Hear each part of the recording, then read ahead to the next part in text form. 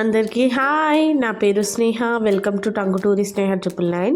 ఇవాళ గుమ్మడికాయ హల్వా ఎలా వేసుకోవాలో చూద్దాం. చిన్న సైజ్ గుమ్మడికాయ తీసుకొచ్చానండి సూపర్ మార్కెట్ వెళ్ళినప్పుడు. దాన్ని పీసెస్గా కట్ చేసుకొని కొంచెం ఒక పీస్ అట్లా కర్రీలో వేసుకున్నాను.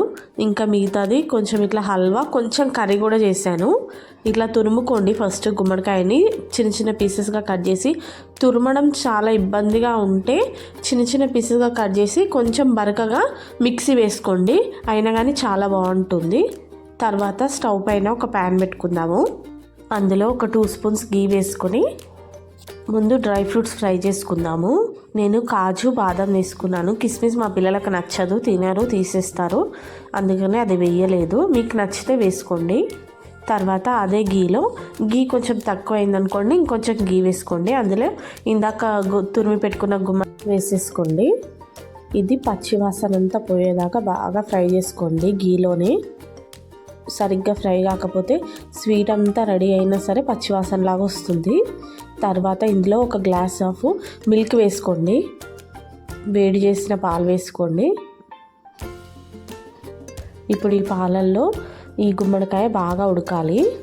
ఇందులో కొంచెం ఇలాచీ పొడి వేసుకోండి.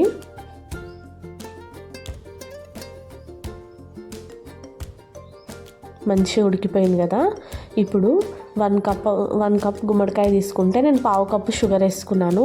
ఈ గుమ్మడికాయ నేను తీసుకున్న గుమ్మడికాయ చప్పగా ఉంది, స్వీట్ లేదు, అందుకని కొంచెం షుగర్ నేను ఎక్కువనే తీసుకున్నాను. మీరు తీసుకున్న గుమ్మడికాయ తీయగా ఉందనుకోండి, షుగర్ తక్కువ వేసుకోండి. ఇంకొంచెం షుగర్ వేసిన తర్వాత కొంచెం లిక్విడ్ అవుతుంది ఫస్ట్. తర్వాత మెల్లిగా మంచిగా ఫ్రై చేస్తున్న కొద్దీ మంచిగా గట్టిగా అయిపోతుంది. తర్వాత దీంట్లో మంచిగా దగ్గర పడిన తర్వాత డ్రై ఫ్రూట్స్ వేసేసుకొని సర్వ్ చేసేసుకోండి. చాలా టేస్టీగా ఉంటుంది, చాలా హెల్దీ కూడా. మా పిల్లలకి చాలా నచ్చింది. మీరు కూడా ఒక్కసారి ట్రై చేయండి.